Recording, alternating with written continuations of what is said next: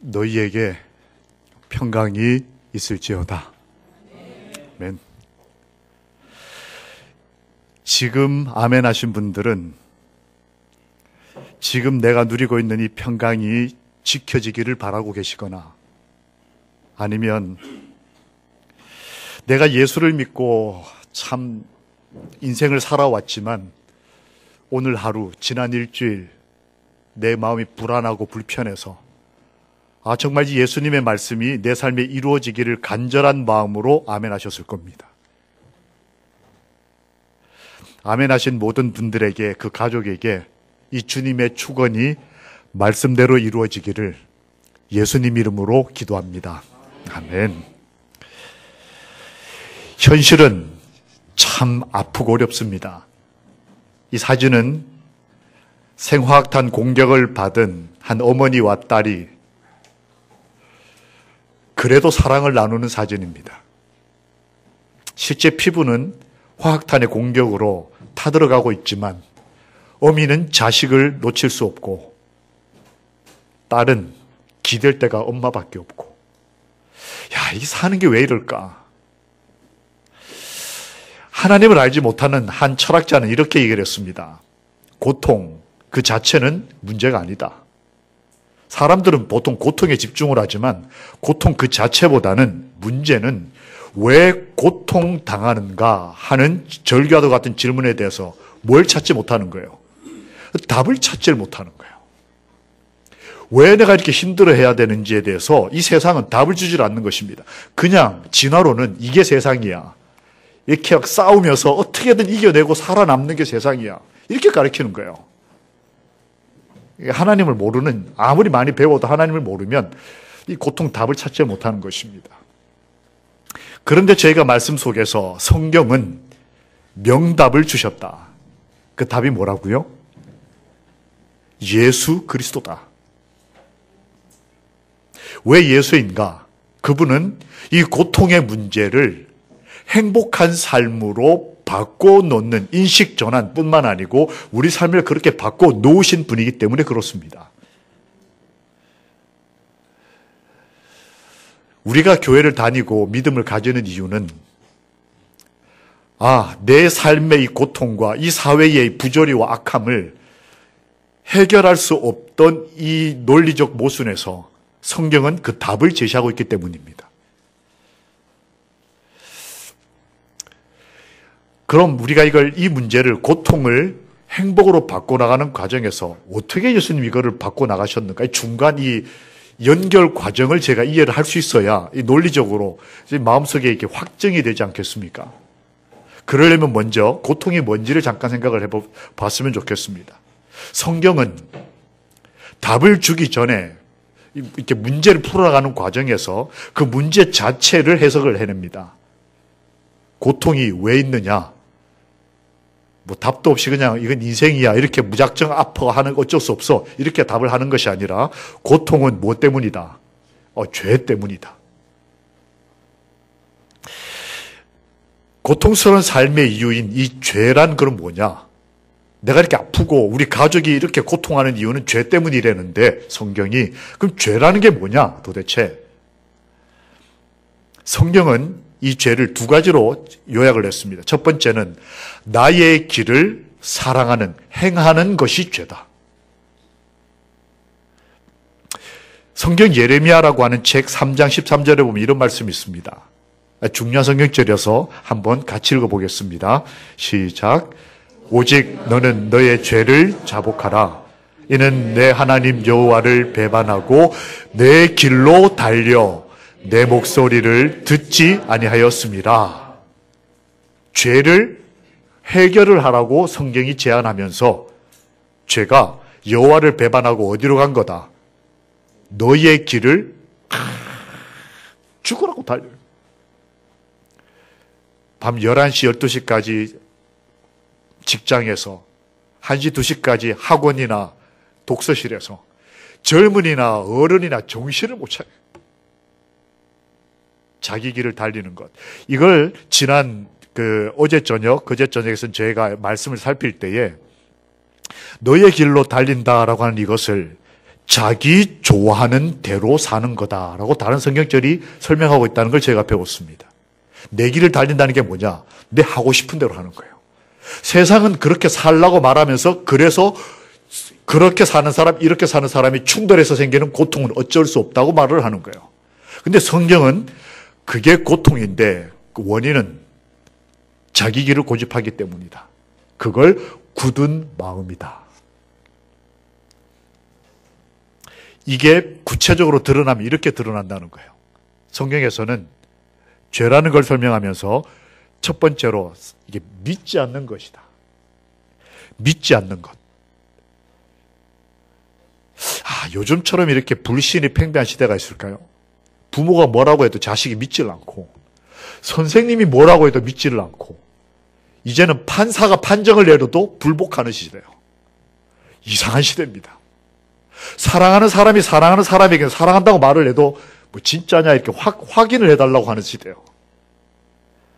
이렇게 믿지 못하는 거를 세상은 죄라고 말하지 않아요. 모두 두드리고 건너라.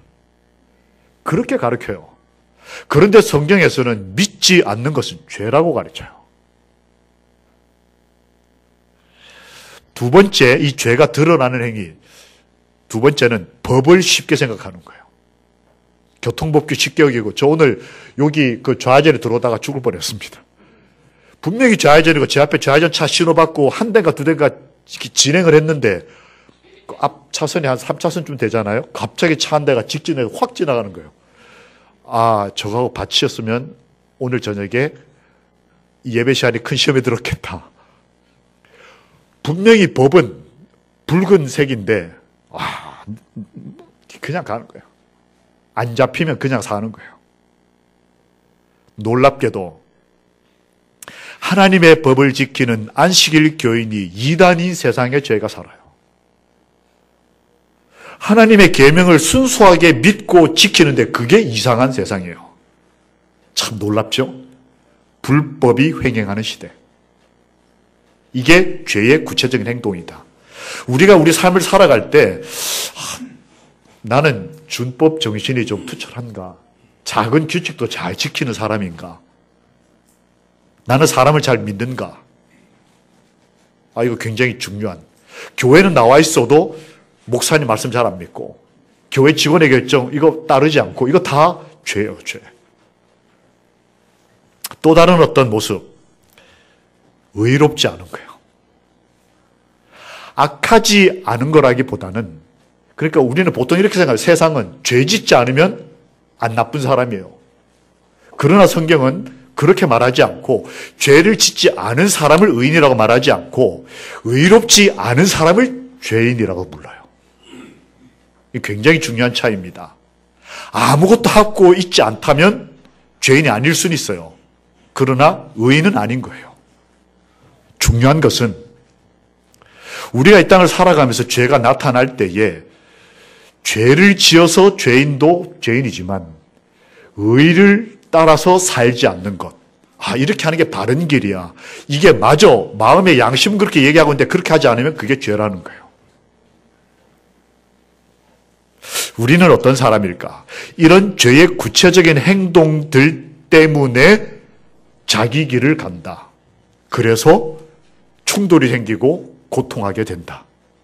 가족끼리, 사랑하는 사람끼리, 집단과 집단이, 때로는 교회와 교회가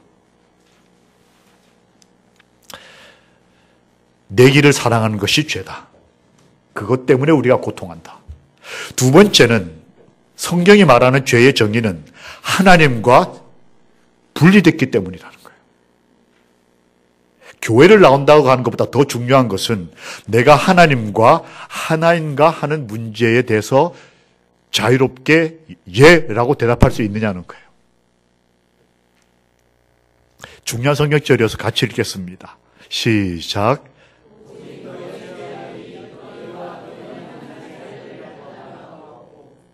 하나님과 우리를 갈라놓는 것을 성경은 죄라고 표현했어요.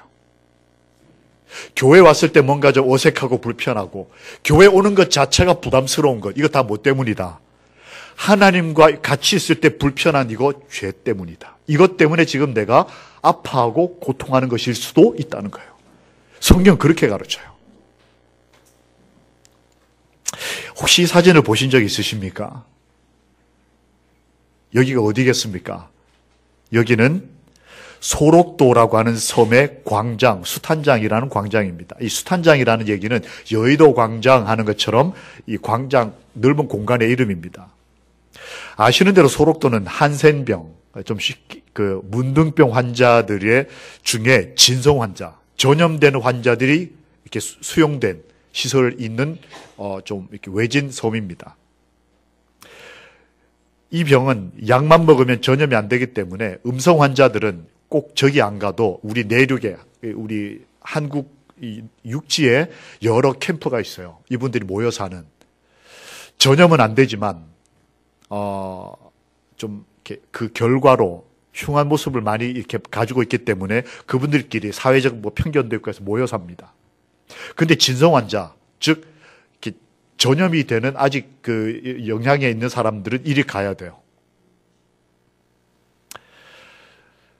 근데 문제는 이 병에 걸리면 대부분 임신 중절 수술을 합니다. 이 병은 타액, 이렇게 침이나 이런 것이나 혹은 피로 전염이 되기 때문에 아이가 태어날 때에 10명 중에 9명은 다 전염이 돼요. 어머니의 병을. 그래서 딱 이 병이 발병이 되면 임신 중절 수술을 합니다. 근데 문제는 임신한 상태에서 발병을 하거나 혹은 발병을 했어도 사람이 사랑하며 살아야 될 거 아니겠어요? 러브스토리가 연결이 돼가지고 결혼을 했는데 임신을 하는 경우가 종종 있는 거예요. 그래서 아이가 출산을 했는데 소록도까지 가서 격리 중에 아이를 출산했는데 10명 중에 1명이 건강하게 태어나는 거예요. 어쩌다 보니까 기적처럼. 근데 이 아이들은 이 부모가 떼놓을 수가 없는 겁니다. 그래서 아이러니하게도 건강한 대한민국 땅에서 격리된 소록도 안에 이 문둥병자들이 모여 사는데 그 안에서 태어난 아이들 중에 건강한 아이들은 다시 그곳에서 격리가 돼가지고 조그마한 수용시설을 만들어서 살아요. 소록도 안에서 또 따로 또 이렇게 건강한 사람들끼리 모여 사는 곳. 이 장면이 무슨 장면이냐면 그 중에 건강한 아이들이 왼쪽에 서 있는 아이들 한 달에 한 번 안 건강한 아빠 엄마를 지금 면회하는 장면이에요. 왼쪽에는 건강한 아이들, 자식들이고 오른쪽은 안 건강한 한센병 아빠 엄마들이에요. 사진이 참 슬픈 사진이에요. 정말 아빠가 보고 싶고 엄마가 보고 싶고 새끼들이 얼마나 보고 싶겠어요. 이 아버지 어머니들은 자기 병 관리도 지금 힘든데 제가 여기 봉사대를 갔었거든요. 손이 없고 코가 없고 정말 이런 분들이 거기 우리 교회 장로님이 한 분이 그분도 이제 환자시고 어느 날 아내도 환자시고 밥을 해가지고 왔는데 멀쩡한 손가락이 하나 없는 거예요. 손가락 어디 갔냐고. 밥을 하다가 옛날에 아궁이 불에서 밥을 하다가 손이 타는 걸 한센병의 특징이 통증이 없는 겁니다. 남편을 위해 밥을 하다 손을 하나 태워 먹었어요. 그 남편이 손가락으로 밥을 지은 그 밥을 먹으면서 그렇게 울었다는 얘기를 제가 들었어요. 그런데 그런 부모가 자기 아픔도 감당이 안 되는 부모님들이 여기서 열심히 죽으라고 일을 해요. 이유가 뭔지 아세요? 국가 보조금 가지고 먹고 살면 되는데 이 사람들이 돈을 벌어야 돼요. 이유가 뭘까요? 건강한 이놈들. 얘네들은 건강하게 어떻게든 살아야 되니까 나는 병을 가지고 있고 아프지만 어떻게든 얘네들 먹여 살리려고 이분들이 죽으라고 일을 해요. 그리고 한 달에 한 번 만나는 거예요, 지금. 근데 제가 이 사진을 보면서 뭔가 좀 다른 걸 봤습니다. 그게 뭐냐면 이 양쪽 사이에 철조망이나 전기선이 없습니다. 즉 아무도 막지를 않아요. 그런데 어느 누구도 질서를 깨트리질 않아요. 넘어가질 않는 거예요. 그렇게 보고 싶은 사람이고 그렇게 보고 싶은 아버지고 그렇게 보고 싶은 아이인데 딱 줄 맞춰가지고 더 이상 접근을 안 해요. 이유가 뭘까요? 이 분리된 이유가 뭘까요?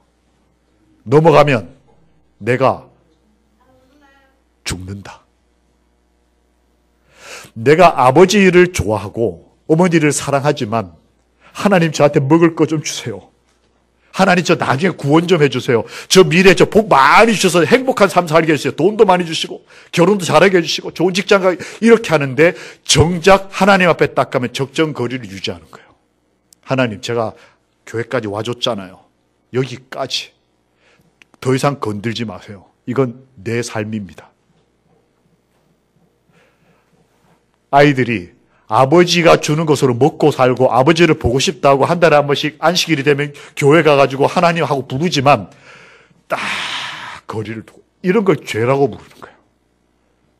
사랑하는 것처럼 보이지만 서로 간에 관계가 있고 서로 간에 보고 싶은 사람들이고 이렇게 모여가지고 예배를 드리지만 하나님과 연합되지 못한 채로 어떤 거리를 두고 그냥 그렇게 이 분리된 것을 죄의 고통이라고 부르는 거예요. 부모 마음은 좀 다르죠. 부모는 왜 건너가지를 못해요? 내가 건너가면 누가 죽는다? 내 아이가 죽는다는 거예요. 왜 예수님이 제 이름을 아직 못하실까? 저 아버지 마음은 같은 거예요. 내 아이들이 그래도 구원의 기회를 얻고 살아야 되니까. 그래서 어떤 시인은 홀로서기라는 책에서 이런 시를 썼습니다. 그 끝없는 고독과의 투쟁을, 인생을 그렇게 설명을 했어요. 혼자의 힘으로 견디어야 한다. 불의에 발톱에 피가 맺혀도 아무도 도와주지 않는다. 하나님이 없이 사는 사람에게는 이 인생 자체가 혼자 버텨내야 하는 숱한 불면의 밤을 혼자 홀로서기를 해야 되는 그런 걸로 이해를 하는 거예요. 이걸 성경은 죄다. 이 죄의 고통이다. 그런데 어느 날 우리는 이런 삶에 익숙해 있는 거예요. 다 그러니까. 과연 그런가? 그 분리와 고통의 죄 때문에 생명으로부터 떠나간 것 때문에 성경은 말하기를 그래서 사람이 그 고통 끝에 뭐 한다? 죽는다. 저 공동묘지에 올라가지 않더라도 오늘 하루를 사는데도 정말 죽을 것 같은 하루를 이 세상에 산다. 그래서 하나님께서는 답을 주시기를 함께 읽겠습니다. 시작. 예수님을 답으로 주셨어요. 이렇게 살아가는 고통의 죄의 문제를 참된 길이고 참된 생명이신 분으로 연결시키고 초청하기 위해서 성경은 예수께서 이 땅에 오셨다라고 자신 있게 인류에게 선언하는 것입니다. 한 죄인, 성경의 표현에 의하면 카굴고스라고 되어 있어요. 이건 성경 한국말로는 강도라고 번역이 되어 있는데 원래는 죄인이에요, 죄인. 십자가에 예수님과 함께 매달렸던 사람. 그 사람은 한국말로는 강도로 되어 있으니까 우리하고 좀 거리가 먼 것처럼 보이지만 원래 말이 카굴고스예요. 이 말은 죄 짓고 사는 사람. 즉 고통하고 아파하면서도 하나님과 거리를 두고 사는 사람들. 어느 날 그 중에 한 사람이 예수를 봤습니다. 그의 인생의 끝날 마지막 날 전도의 저녁 마지막 이 저녁에 한 죄인이 예수라는 사람을 처음으로 지켜봤어요. 그가 예수님에게서 본 것은 자기를 대신해서 죽기까지 하시는 사랑을 봤어요. 왜 성경이 예수를 여러분과 저에게 다시 한번 바라보라고 하느냐면 그분에게서 저희가 발견할 수 있는 것은 그분이 나의 행복을 위해서 이미 값을 치루었다는 거예요. 그리고 그분은 나와 함께 해주시는 분이시다. 내 처지가 지금 이렇지만 나는 지금 죄의 결과로 죽을 수밖에 없는 마지막 날을 사는 사람이지만 그 예수는 나와 함께 계시는 분이라는 것을 발견했다는 겁니다. 우리의 자유를 위해 예수님께서 선택하신 삶이 무엇이었을까? 이 강도가 죽던 날 봤던 예수님을 봤던 그날은 용서라는 개념이 사라진 세상이었어요. 요즘 사람들 용서 정말 못하죠? 안 하죠? 조금만 잘못해도 고소하고 어떨 때는 무고까지 합니다. 무고란 말 아시죠? 그죠? 죄가 없는데도 뒤집어 씌워가지고 이런 세상은 오늘날만 그런 게 아니고 예수님 때도 그랬어요. 죽여라 죽여라. 그날 종교인들끼리 거기 와락와락 모여 있었어요. 다 예수 잘 믿는, 하나님 좋아한다는, 착하게 산다는 사람들이 거기 다 모여 있는데 다 입에서는 뭘 얘기하고 있었냐면 죽여라 죽여라를 얘기하고 있었어요. 누구를 죽여라, 누구를 끌어내려라, 누구를 탄핵하라. 그런 정치적 성향까지도 이제는 교회 안에 분리를 일으키는 이상한 세상에 여러분과 제가 삽니다. 그때 이 강도는 의외의 말을 하나 듣게 됩니다. 하늘을 가르고 울려 퍼진 한마디 말. 아버지여, 저희를 사하여 주옵소서. 정말 아무도 용서 안 하는, 부모도 자식을 용서 안 하고 자식도 부모에게 한을 가지고 살고 이런 이상한 세상에 예수께서는 십자가에서 처음으로 한 말이 뭐였냐면, 아버지요, 2017년 어느 날 해오름교회 저녁에 모인 이 사람들을 용서하여 주십시오. 내가 이 목숨을 바쳐서 하는 기도니까 하나님 들어주십시오. 이 강도가, 이 죄인이 봤던 예수님의 모습이 이런 모습이었다는 거예요. 그래서 히브리서 2장 9절을 쉬운 말로 쓴 성경이라는 책에 보면 이렇게 설명을 했습니다. 우리는 예수님을 바라봅니다. 누구처럼? 이 죄인 카굴고스처럼. 잠시 동안 예수님은 천사들보다 낮아지셨지만 고난당하고 죽으심으로 영광과 존귀관을 쓰셨습니다. 그리고 예수님은 하나님의 은혜로 여러분과 저를 대신하여 죽으신 것입니다. 이걸 이 죄인이 그날 본 것이었어요. 한 아버지가 출근을 하고 난 다음에 저기 누워있는 아이가 딸인데 이 딸아이가 이제 좀 어렸던 것 같아요. 근데 이 아버지가 좀 가난했던가 봅니다. 집이 비닐하우스였어요.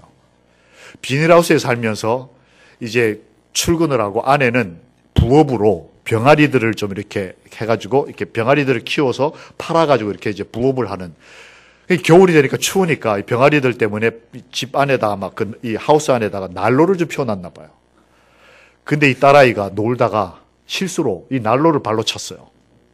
그래서 이게 난로가 넘어지면서 비닐하우스에 불이 붙었어요. 혹시 여러분 하우스 타는 거 보셨습니까? 이 비닐하우스에 불이 붙으면 활활 타는 게 아니고 타자마자 이 비닐이 불 붙은 채로 녹아서 떨어져요. 이렇게 밑으로. 근데 그게 비처럼 떨어져요. 이게 불이 붙은 비닐이 여기에 떨어지면 어떻게 될까요? 붙은 채로 불이 타요. 근데 이 딸아이가 그 밑에 있었던 거예요. 그러니까 이게 불이 나서 확 타오르고 난 다음에 위에서 마치 불비가 오는 것처럼 내리면서 이 딸아이 온 몸에 이 비닐이, 불 붙은 비닐이 붙어서는 불이 탔어요. 직장에 있던 아버지가 그 소식을 듣고 병원으로 쫓아갔습니다. 전신에 3도 이상 화상을 이렇게 치명적으로 이렇게 입었어요. 큰일 난 겁니다. 얼굴은 물론이고 이 몸이 상당 부분이, 그래서 목숨이 위태로울 만큼 많은 부분에 화상을 입었어요. 급히 피부 이식 수술을 해야 될 필요가 생겼습니다. 의사가 묻습니다. 집안에 이 피부를 이식해 줄 사람이 있느냐? 아버지가 내가 하겠다고 그랬어요. 근데 이 아버지가 아까 말씀드린 대로 가난한 아버지였어요. 이제 딸아이하고 아버지가 수술실에 같이 들어갔는데 딸은 전신 마취를 하고, 전신 마취를 하는데 이 지역에 17만 원이면 전신 마취를 해요. 한국 돈으로. 그런데 이 아버지는 그 돈이 모자랐어요. 그래서 딸은 전신 마취를 하고 아버지는 국부 마취를 했어요. 국부 마취라는 거는 하반신 마취를 했어요. 돈이 모자라서. 그리고는 여러분 피부 이식을 할 때 딸아이 얼굴에 피부 이식을 한다면 아버지의 어느 쪽 살을 떼겠습니까? 엉덩이 살을 여기다 갖다 붙일까요?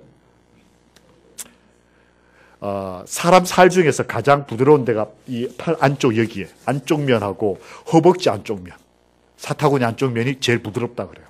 제일 얼굴 피부하고 비슷하고. 그래서 아버지의 허벅지 안쪽 살, 사타구니 쪽 살을 베내서 아이 몸을 덮어가는 겁니다. 근데 이제 아까 말씀드린 대로 아버지는 경제적 형편이 어려워서 돈이 모자라니까 허리 밑으로는 마취를 했지만 이 위는 정신이 멀쩡한 거예요. 멀쩡한 채로 자기 살을 도려내는 걸 지금 아버지는 보는 거예요. 근데 이게 아픈 거예요. 마취가 덜 된 건지 너무 아픈 수술인 건지 계속 아버지가 비명을 질러대니까 의사가 수술을 하다 말고 멈췄어요. 놀래가지고. 할까요 말까요? 아버지가 뭐라고 대답을 하겠습니까? 여기 계시는 우리 아버지 여러분, 내 딸이 이런 경우라면 얼만큼 살을 떼주시겠습니까? 안 아플 만큼 하시겠어요? 딸이 필요한 만큼 하지 않겠습니까? 아버지가 비명을 지르면서도 이를 악물고 계속 하라고. 그래서 뒤에 이렇게 말했어요. 더 떼가라고. 내 살을 더 떼가라고. 내 딸아이가 결혼도 해야 되고 살아야 되니까 내 아이를 위해서라면 다 떼가라는 거예요. 이게 어떻게 진화론으로 설명이 될 수 있겠어요? 하나님이 없이 이거 설명하려면 방법이 너무 곤란할 겁니다. 하나님 아버지의 마음을 닮은 우리 아버지들의 모습이에요. 내가 고통하고 아파도 내 딸아이 얼굴이 예뻐져서 시집 가야 되니까, 대학도 가야 되고 살아야 되니까 더 떼가라고. 그리고 이를 악물고 버티는 거예요. 저 딸아이의 앞날을 기도하는 아버지, 이게 성경에 기록되어 있다는 거예요. 오직 자기의 피로 아들과 딸들의 죽음을 대신해서 속죄를 이루고 대신 죽어주시는 것. 이게 고통을 끝낸 우리에게 생명이 되시는 예수의 삶이었어요. 어머니는 어떨까요? 저는 어느 날 수혈할 기회가 있었는데 수혈하러 막상 딱 가보니까 제 친구들 한 5명을 데리고 갔더니 수혈 대상자가 누구였냐면 산모였습니다. 태중에 쌍둥이가 있는 산모가 아이를 낳다가 첫애가 허리에 걸려서 피아물이 다 빠지고 죽어가고 있는 상태에서 제가 수혈을 하게 됐어요. 근데 의사가 하다 안 돼서 결국은 선택을 하게 됐습니다. 남편에게 묻기를 엄마를 살릴래, 아이들을 살릴래. 여러분 같으면 어떻게 하시겠어요? 여기 어머니 여러분. 내가 아이를 낳을 때 내 아이가 허리에 걸리면 내 남편이 나를 선택하길 바라시겠습니까? 아이를 선택하길 바라시겠습니까? 그때 그 남편은 엄마를 택했어요. 제가 그때 복도에 있었거든요. 저는 합리적으로 맞다고 생각을 했어요. 엄마가 살아야 애들은 포기하더라도 너무 아깝고 고통스럽지만 다음에 기회가 있고. 근데 만약 엄마 죽고 애들만 남으면 그거 어떡하겠어요, 그걸. 근데 왠지 모르게 저는 계속 그게 가슴이 너무너무 아팠어요. 야, 이 죄의 결과가 이런 거더라고요. 사랑하는 걸 선택을 해야 되고, 선택 못 받으면 죽어야 되고. 그래서 예수께서 이 땅에 오신 것입니다. 이 죄의 문제를 해결하려고. 근데 나중에 알고 봤더니 의사가 들어가서 엄마를 살리려고 조치를 하는데 이 엄마가 기절해 있다가 정신을 차리고 난 다음에 선택을 번복했어요. 의사를 멈추게 하고 난 다음에 남편을 불러들여서 제가 보질 못하고 얘기를 들은 겁니다. 남편에게 다시 선택하라고 그랬어요. 여보, 나를 선택하지 말고 이 아이들을 선택하라고. 그리고 그 다음에 뭐라고 그랬냐면 이 아이들에게 살 기회를 주라고. 제가 직접 제 피를 주고 본 실제 상황이에요. 그래서 의사가 결정이 번복되고 의사가 엄마 배를 아래부터 위까지 다 가르고 쌍둥이 두 아이를 건졌어요. 어느 엄마가 나 살리고 애들 죽이라고 하겠어요? 이건 진화론으로 설명이 안 돼요. 하나님의 말씀의 은혜를 경험한 자들이 선택할 수 있는, 아니 하나님을 몰라도 인간이라면 가지고 있는 살아갈 기회를 주라고 하는 것. 이게 예수님의 삶의 모습이었어요. 함께 읽어볼까요? 시작.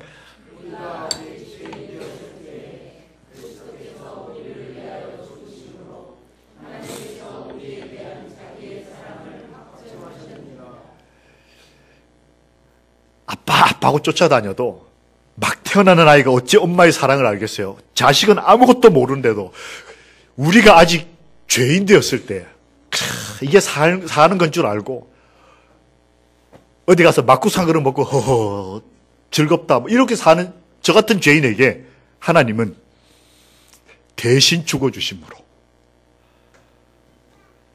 그 부모의 사랑을 확증하셨다. 이런 우리 주님이 우리의 하나님이심을 인해 이 저녁에 여호와를 찬양합니다. 그 하나님 안에서 평안을 얻기를 소망합니다. 예수님께서 죄를 어떻게 해결하셨는가? 아까 이 도표 기억나시죠?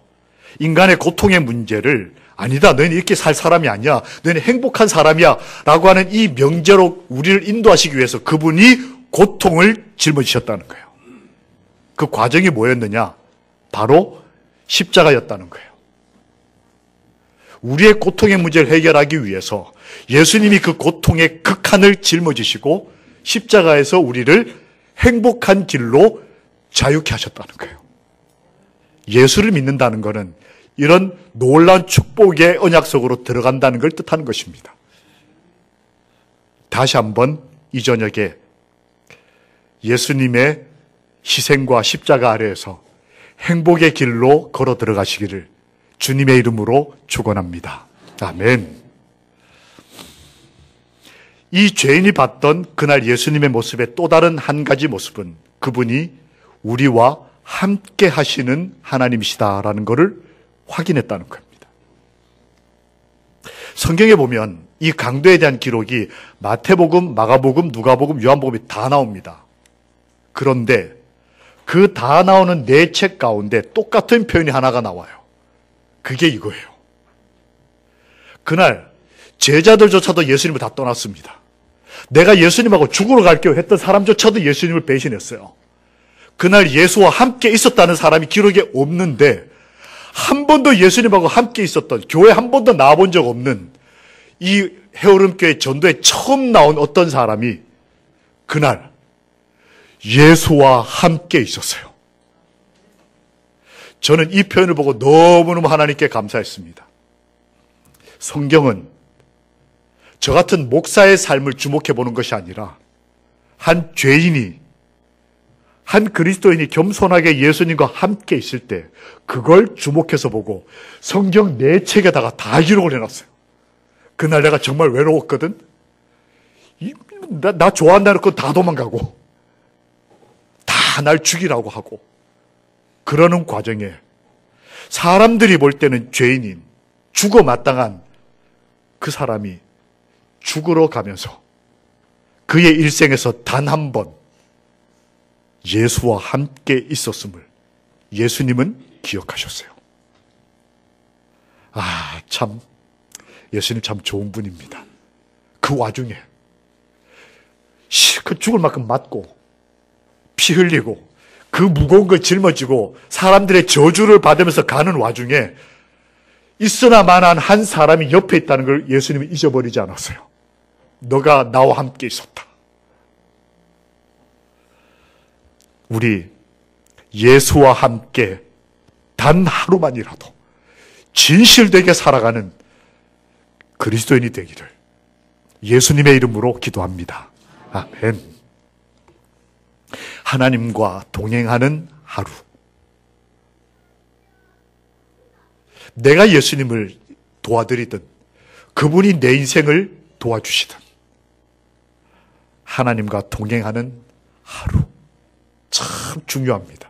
예수님은 그 하루, 그 순간을 기억하셨다는 거예요. 근데 이런 말씀이 시대소망에 기록되어 있습니다.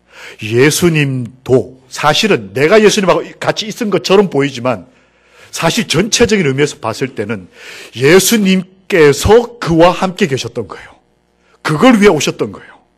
즉, 내가 예수님과 함께 있다는 말은 반대로 말하면 예수님이 나와 함께 동행하신다는 걸 의미하는 거였어요.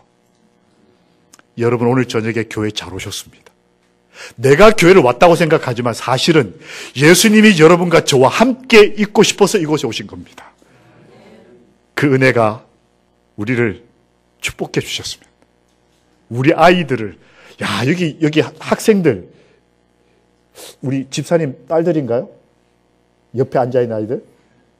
아닌가요? 관계 없는 애들이요? 2명이나 딸이에요? 누가 딸입니까? 저 딸이요. 또 오는 딸. 제가 집사님과 우리 아빠. 사모님, 이 두 아이가 옆에 앉아있는 게 행복해요? 안 행복해요? 남의 얘기를 왜 하셨고? 혹시 아빠 엄마 교회 오셨니?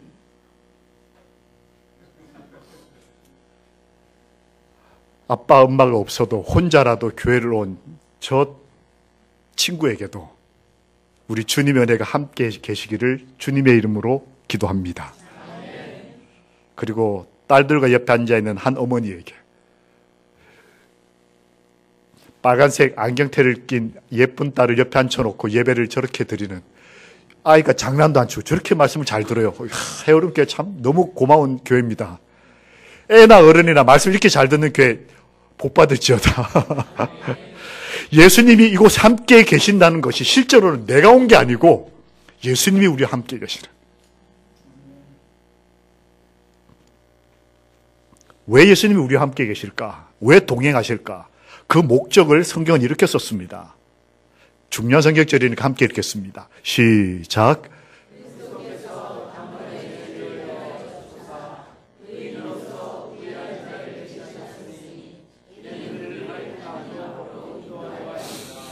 예수님께서 저희와 함께 계셨고 저희와 함께 십자가에서 우리 죄를 대신하신 이유는 우리를 하나님 앞으로 영원한 행복의 삶으로 인도하기 위해서였다.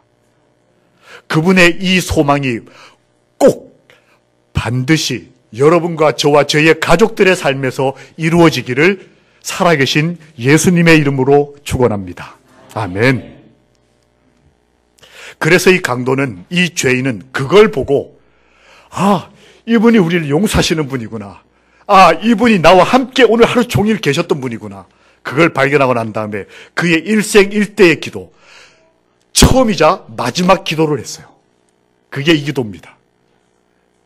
제가 일주일 동안 계속 마칠 때 이 기도만 한 이유가 이거였어요. 유창한 기도, 유식한 기도 아니었습니다.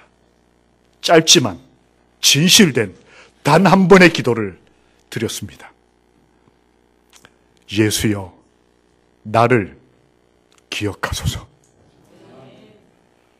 예수여, 저와 저희 목숨과 받고 아깝지 않을 우리 아이들을 기억하소서.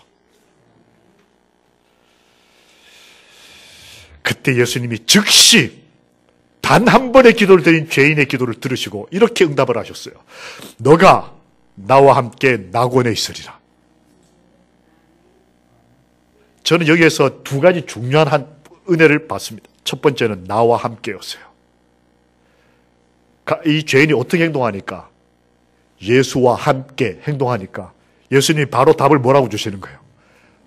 오케이, 그럼 나도 너와 함께.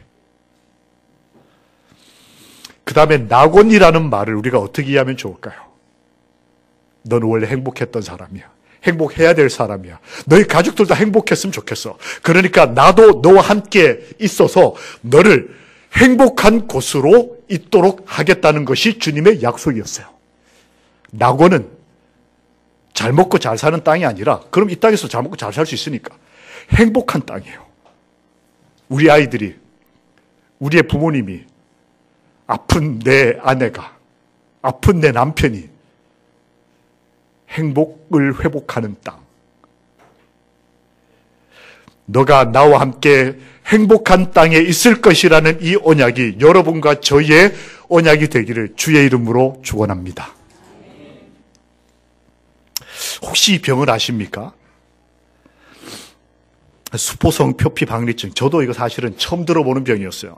이 학명은 읽지도 못하겠어요. 어려워서. 제가 어느 곳에 이렇게 모임을 갔는데, 새벽에 이제 기도회를 5시에 합니다. 저녁에 이렇게 모이고 새벽에도 모이는데, 5시에 이제 예배를 시작하기 전에 4시 45분부터 남자분 한 분이 나오셔가지고 찬양 인도를 하셨어요. 근데 여러분이 오셨는데, 한 80여 명이 오셨는데, 찬양 소리가 너무 작고 또 안 부르는 분이 너무 많았습니다. 그래서 제가 좀 궁금했어요. 남자분 이렇게 보니까 저녁에는 여러 명이 경배와 찬양을 하고 아주 이렇게 분위기가 좋았습니다. 근데 아침에 남자 혼자 경우에 따라서는 노래를 좀 삑삑거리기도 하고, 그 제가 이 식사를 하다가 목사님한테, 목사님, 아침 경배와 찬양 인도를 왜 저분에게 부탁을 했습니까? 저는 이제 저런 사람 인도하니까 사람들이 노래를 안 부른다라는 걸 이제 전제해 놓고 얘기를 한 거예요. 그랬더니 목사님이 왜 그러냐, 좀 사람들이 분위기가 좀 이상하죠? 그래서 그렇다고. 근데 이분이 이렇게 얘기를 하시는 거예요. 그 이제 연말 기도 주일이니까 지금보다 한 달쯤 후에 11월 말 12월 초에 하는 이런 모임이었어요. 이런 모임이 있기 한 달 전에 교회 직원회에서 결의를 하기를, 이 남자분에게 30대 중반의 젊은 분이었어요. 그 새벽 시간에 예배 순서를 인도하도록 결정을 하고 명했어요. 근데 이분이 그 결정이 내려지고 난 다음에, 명령을 받고 난 다음에 2주 후에 아내가 출산을 했어요. 그리고 2주 후에 이 집회가 열린 겁니다. 근데 출산을 했는데 아이가 이 병에 걸려서 나온 거예요. 이 병이 뭐냐면 피부가 없는 병이에요. 없거나 안 생기거나. 여러분, 어디 뛰어가다가 축구 같은 거 하다 넘어졌을 때 이렇게 피부가 까지지 않습니까? 거기다 후 하면 어때요? 물을 묻히고 나면 아프지 않습니까? 통증이 오지 않습니까? 이 피부가 하는 여러 가지 일 중에 감염이 안 되도록 하는 일도 있지만 또 이렇게 아프지 않도록 보호하는 게 있는데, 이 병은 피부가 없거나 생기지 않는 병이에요. 근데 이분의 딸은 태어날 때 팔과 다리 밑으로가 피부가 없는 채로 태어났어요. 여러분 상상해 보십시오. 이 겉 피부가 없다고. 그 상태로 엄마의 배를 통과한다고 생각해 보세요. 얘는 태어나는 그 자체가 엄청난 고통이었어요. 그 피부 없는 팔과 다리로 엄마 배를 긁고 나온 거예요. 태어나자마자 얘가 막 비명을 지르고 우는 거예요. 봤더니 이런 상황인 거예요. 제가 이걸 알고 난 다음에 검색을 해봤더니 이 병은 왜 이런 병이 생기는지도 잘 모르고, 그 다음에 치료약도 별로 없고 해서 생존율이 아주 낮은 난치병입니다. 아이들이 많이 걸리는데 치사율이 높아요. 그래서 제가 검색할 때 한국에 살아있는 애가 10명치 안 됐습니다. 왜냐하면 이게 없는 채로 태어나서 얘가 이렇게 쇼크로도 죽기도 하지만 경우에 따라서는 2차, 3차 감염에 의해서 빨리 죽어요. 이런 애가 태어난 거예요. 그리고 2주 후에 이런 모임이 열린 겁니다. 애 엄마는 애가 태어났는데 이러고 태어난 거예요. 애를 만질 수도 없어요. 애가 이런 상황이니까 젖을 물릴 수도 없고. 그러니까 애 엄마는 애를 보고, 애가 24시간 우니까 애 보고 있다가 울다가 기절하고, 또 정신 차리면 애 보고 울고 기절하고, 애도 안 먹고 엄마도 안 먹고. 그런 상태에서 교회를 갈 수 있을까? 그런 상태에서 교회 와서 찬양을 인도할 수 있을까? 여러분, 어떻게 하면 좋겠습니까? 그 상태에서 이 아이 아빠가 이 앞에 나와서 찬양을 인도한다는 얘기를 그 목사님이, 담임 목사님 저한테 얘기를 하시는 거예요. 다음날 아침에 새벽에 가서 제일 앞줄에 앉아있다 뒤를 이렇게 돌아봤습니다. 그분이 찬양 인도하는 동안에 뒤에 앉아 계시는 어른들이 여러분이 오셨는데 노래를 안 부르는 게 아니고 못 부르고 계셔요. 우시느라고.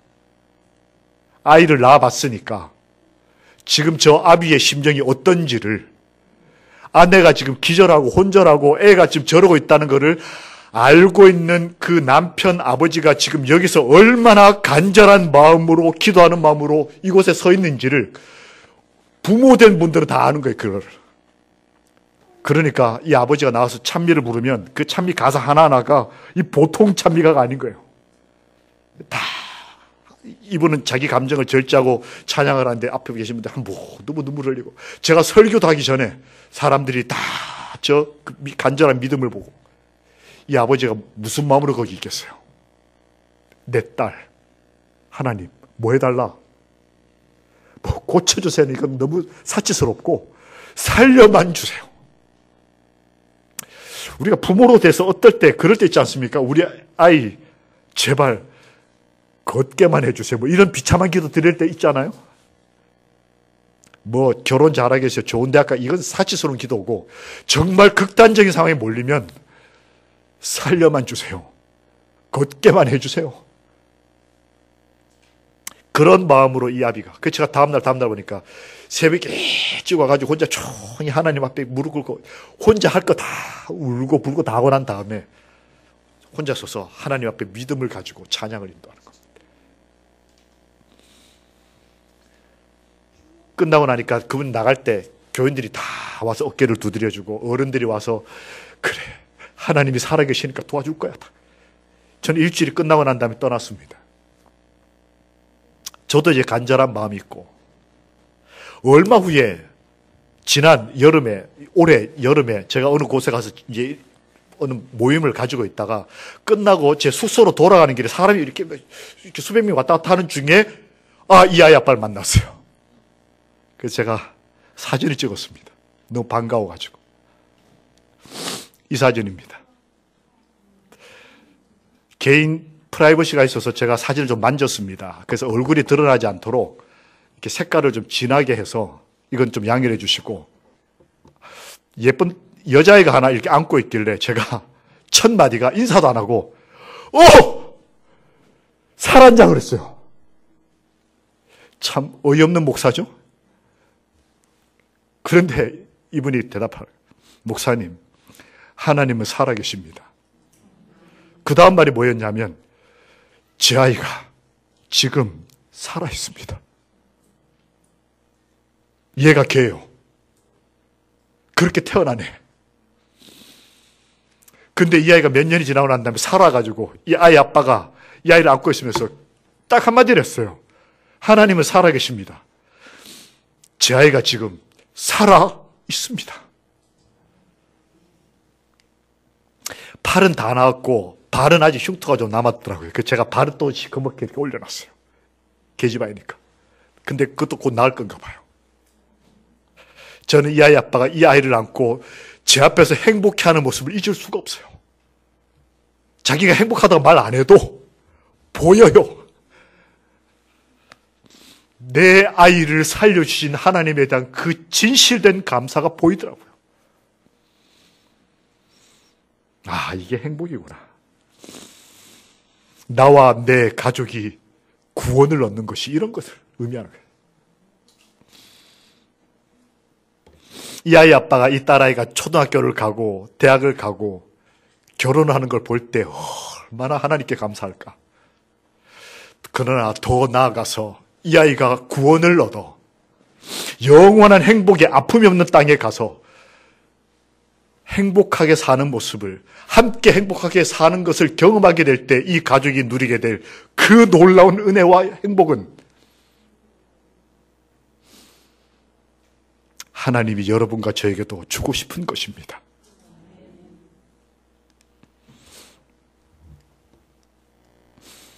회개한 강도에게는 하나님께서 받으셨다는 확신으로 뭐가 이르러 왔다? 완전한 평화.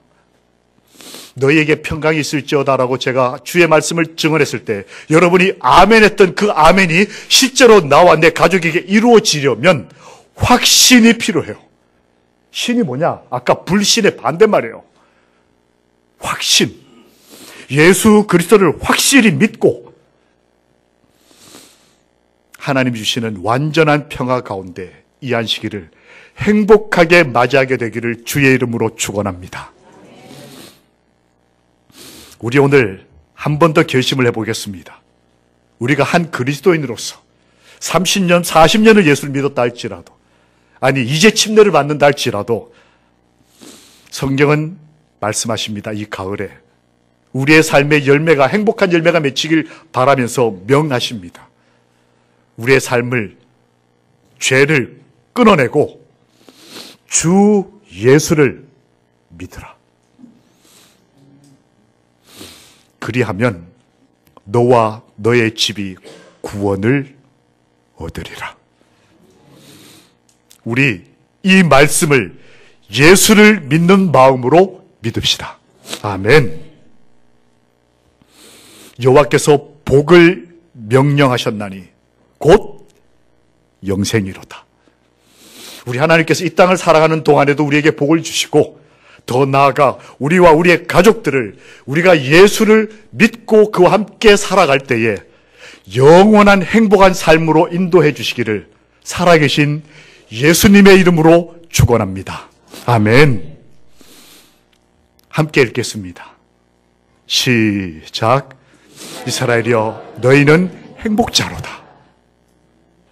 함께 기도하겠습니다.